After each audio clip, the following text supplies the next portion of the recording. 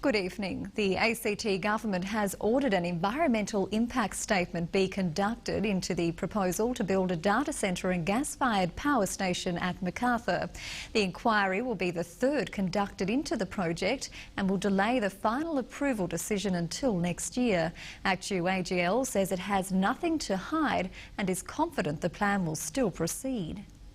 First, the project was scaled down from a massive power station to a smaller but still significant gas-fired power and data centre. Then the decision to locate it at Macarthur attracted intense political scrutiny, topped off with an attempt to sack the Chief Minister. An independent study into the project's possible health impacts is also underway, while the Auditor-General conducts her own inquiry.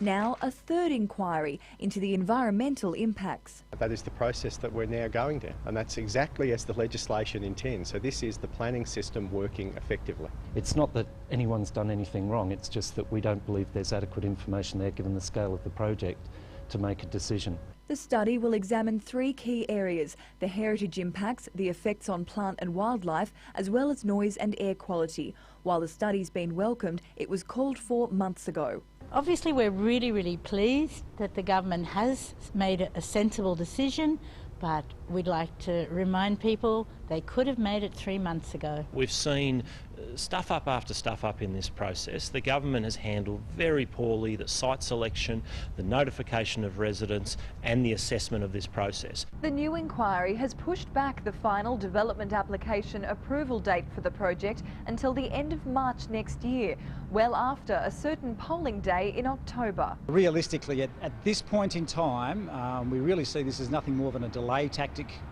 by the government to sort of squash this as an election issue. Despite the repeated delays, the developers are still confident it will proceed. This great project for Canberra, $1 billion plus of investment, 300 jobs, new courses at our universities, a whole new area of activity outside the public sector.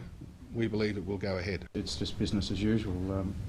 You're always subject to scrutiny, and this is just further assessment essentially. So it's a delay, but it's certainly not a blow. The environment and health impact studies will be funded by 06Aug08. Geraldine Nordfeld, WIN News.